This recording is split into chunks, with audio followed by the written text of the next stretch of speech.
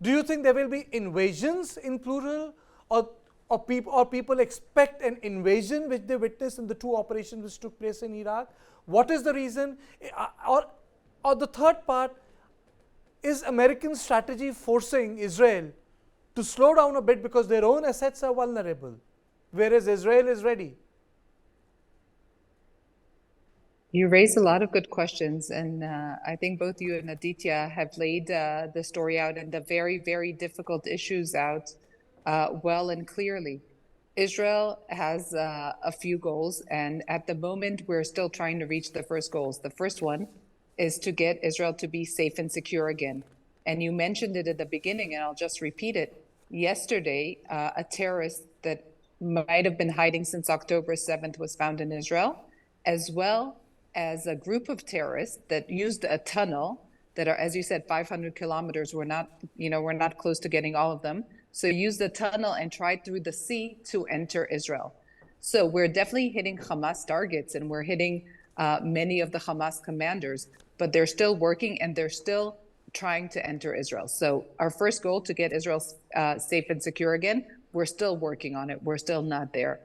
The second goal of freeing the hostages. Again, you mentioned the tunnels. You mentioned that it's an urban area. We don't know, I'm sure they're finding out, but we're trying. This is our second goal, to bring the 220 children, women, elderly people that are still there, to bring them home safe. And the third goal, and we're very clear about it, is to destroy Hamas's capabilities, to make sure Hamas is not able to launch such an attack again, to make sure it doesn't have the means, of doing any terror activity at all.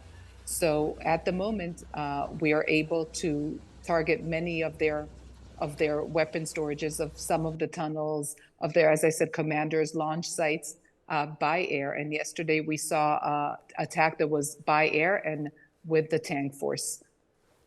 So yeah, we're still doing all the steps we need to do and what's possible to do, not without having boots on the ground in Gaza. Okay. Dan, your thoughts on it? Because ultimately, if there is an invasion, there are political consequences. For example, when the Iraq was invaded, there was a debate which took place about the de-Baathification. And a lot of people in America said, well, let's go for de-Baathification. But it ended up creating a sort of a virulent version of Saddam's regime, which metamorphosed into ISIS. So within the larger rubric of the question, do you think that an invasion would happen? Or as Aditya was saying, that such multiple invasions, in plural, would happen. But then what do you do after that? Because if you purge Hamas, certain other aspects of the society also get purged. Does Israel also run the risk of the process, that quote-unquote de-Baathification? Yeah, Kartikeya, that's a very complicated situation now. If ever the scenario warranted a massive ground invasion, it would be this one. And yet there are still many issues that we need to take into account. As Aditya said, as the Consul General said, we have to take into account the 224 hostages, confirmed hostages underneath Gaza. I'm sure that is one of the elements that is slowing things down. And as we hear that there is mediation via Qatar trying to get those out, the Americans are very hesitant about this. And as you said, they have experience from recent history. In Fallujah, we know about the experience of the Iraqi-backed forces in Mosul trying to weed out ISIS there. Israel is very good at conducting military strikes, there's no question about it. And do we need some kind of incursion, some kind of major operation to try to clear out as much of the military infrastructure as possible? I think we do. It is prudent that the IDF is conducting this, the state of Israel is conducting this at its own pace and not letting Hamas dictate it, although my one concern is Hamas is dictating and slowing down this pace as it holds the hostages, and maybe that's Hamas's only leverage at this point. What we need to think about, though, and this is what I think Israeli decision makers are thinking right now, probably together with American leadership. And I can only hope and imagine that moderate regional states like the Emiratis and the Egyptians are involved in this, perhaps the Saudis. What does the day after look like? You said de-Baathification. We know that such attempts to change the mindset of an entire populace, many of whom are very sympathetic to Hamas and to this extremist ideology, is going to take a long time. And I don't think that's something that Israel knows how to do. Israel knows how to win a war. I'm not sure it knows how to do the hearts and minds campaign needed with the Palestinian population. And so maybe it's okay. Maybe it's actually a good thing that Israel is being cautious in this and not rushing into this war. Let's take into account one last thing: is with every day, this isn't that the IDF is sitting on the side and doing nothing. Intelligence is being gathered. Those prisoners, the terrorists that were taken into captive by IDF, are being interrogated by intelligence, and the aerial bombing campaign, and now the limited ground incursions that began yesterday are preparing the groundwork to make whatever kind of incursion easier on those Israeli forces, who are preparing and training and gaining more intelligence as we speak. So I'm sure we're going to see something, but there seems to be quite a number of interconnecting reasons why this has been delayed so far. Okay. General Panu, what sort of military action do you foresee in context of Gaza Strip? And the second question which I've asked all my guests is, do you think that the American interest, their own vulnerability, for example, their bases in Deir ez-Zor, is influencing the Israeli strategy, sir? Kartikeya, in this particular case, the stakes are very high. The political stakes, the military stakes, the diplomatic stakes, not only of Israel, Hamas and Palestine at the moment are at the receiving end, and initially Israel was at the receiving end. And the contours of conflict will change while the two countries are already at war, and they've been at war for some time. The contours of conflict have seen that there have been missile and aerial attacks, and the kind of devastation and casualties that you have reported hugely have been caused as a response to what Hamas did on 7th of October. We know that some amount of ground invasion has happened, but it is more to do with shaping of battle, where the tanks have closed on, and I suppose in tactics, the aerial bombardment should continue the way it has been. The aerial reconnaissance and intelligence would continue to flow in, while the military makes up a mind on how the battle gets shaped and how it is to be responded to. And in this particular case, it is going to be a very messy operation, and therefore we need to understand that what is that would satisfy Israel. And if the Israel is going to be satisfied only by capturing, destroying, or taking hostages or whatever, I think these are the strategies that internally the national leadership will have to look at, because after all, the entire world is looking at this kind of a conflict shaping up, because it has got huge amount of international and regional repercussions. So while the diplomacy has to be given its space, there are interlocutors which are coming in. Even China wants to mediate. Initially, Turkey wanted to mediate. The Americans are really looking at it, because if the conflict goes beyond a point where they cannot do much, I think it will create a very big problem globally, because of the accord which was shaping up between the Israelis and the Arabs had a huge amount of trade potential and the peace potential. That has all been destroyed in one go. Who's behind it and who would benefit by destroying this kind of accord is also to be seen. And who is the one who's actually going to benefit out of it? I think as far as the Israeli forces are concerned, I think they're gaining time, because they have to understand what are the conditions that they would want to achieve by undertaking a military operation. If there is a hostage exchange which takes place earlier, I suppose that would satisfy the IDF or Israeli as a community to say, okay, this condition has been met and we will call off. But if that condition is not met, I'm afraid the time is going to be running out and it is going to be a very messy operation where the tanks will close in, tighten the noose, and certain areas would be picked up surgically.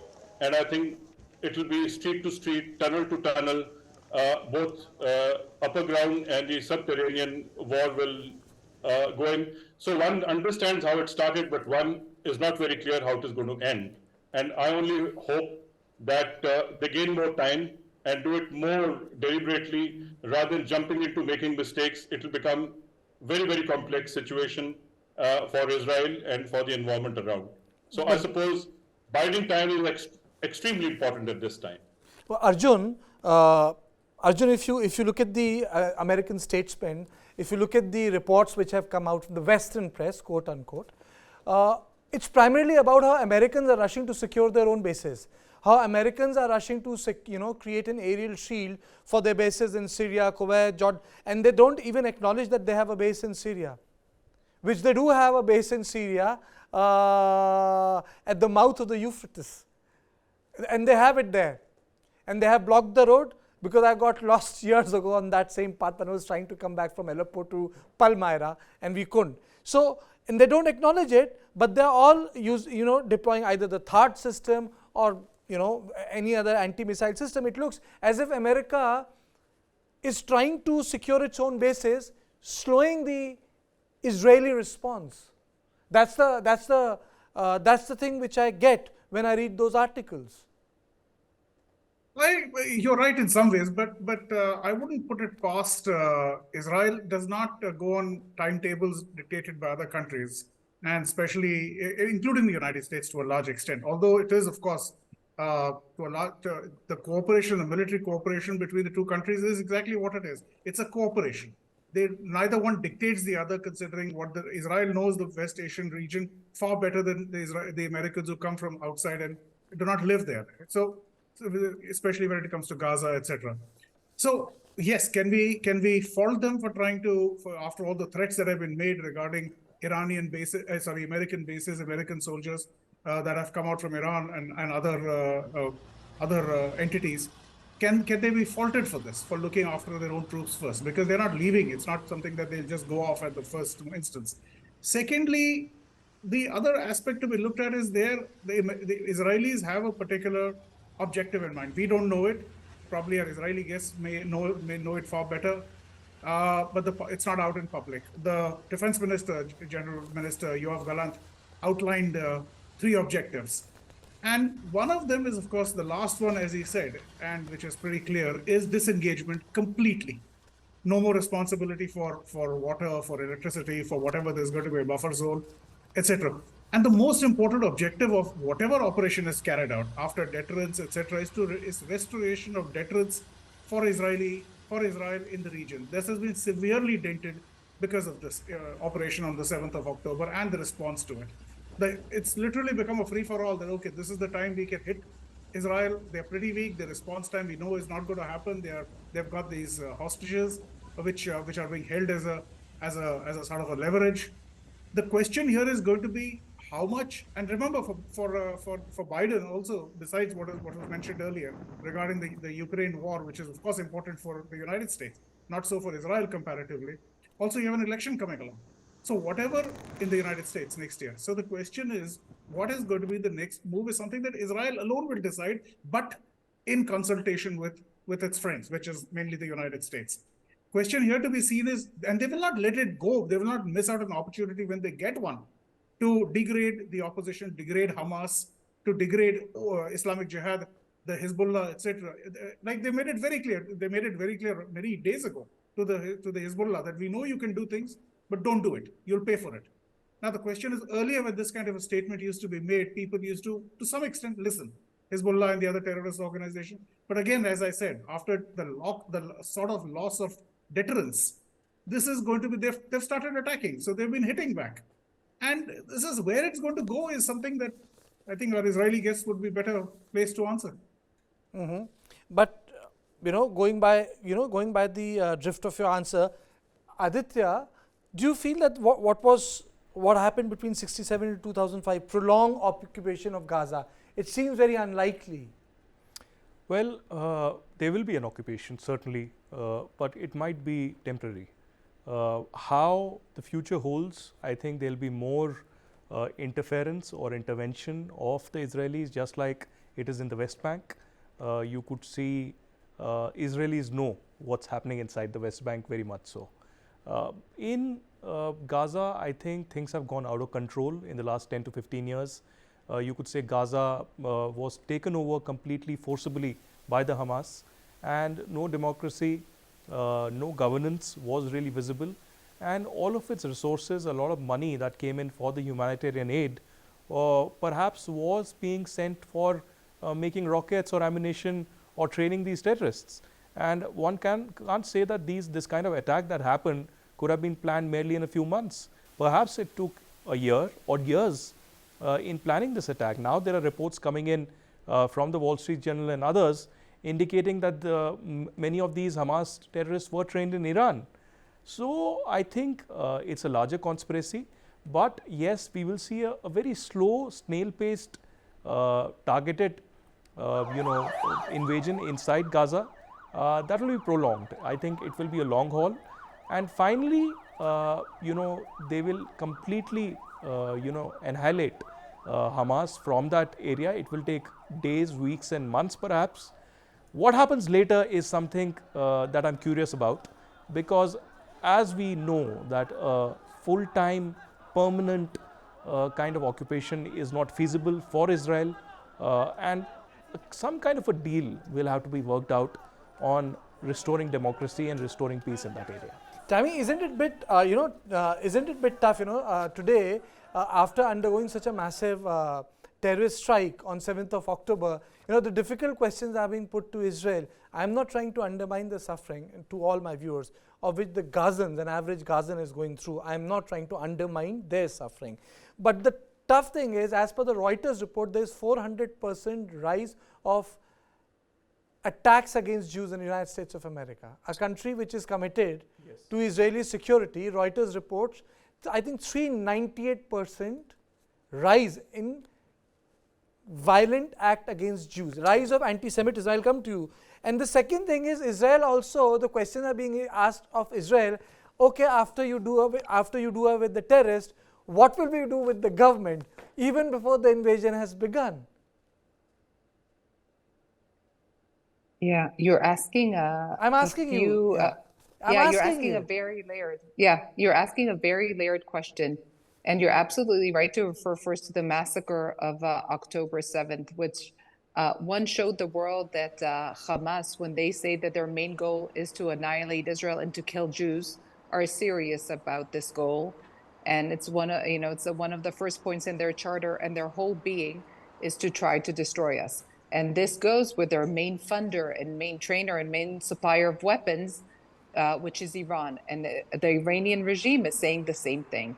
And we see now, if anybody had a doubt, that they actually mean it. And I just want to say the attack is not over. As I told you, they're still trying to infiltrate Israel. Terrorists are still trying to infiltrate Israel. They're still daily firing rockets at us. Up to now, it's been over 8,000 rockets fired into cities. Just about 2 hours ago, a rocket hit a building in a city in central Israel, and there was fire and a lot of damage. So this attack by Hamas on us, one, is still going on. We're fighting it. And you're right. And it just, this proves that Hamas has been in control of Gaza since 2007, for 16 years now. And they've done actually, and we see it again and again, nothing for the population which they govern. Instead of taking, the $1 billion from UNRWA each year and the millions upon millions of international aid that they received, and to use it for the people, to use it for the betterment of the people, or not even for the betterment, for the basic needs of the people living in Gaza, they've been using it for these rockets. So having a new, perhaps you're talking about the day after, having a new body govern Gaza, or figuring out how to do it internationally. And obviously Israel left Gaza in 2005. Let's be very clear about it. Since 2005, Israel is not in any way in Gaza.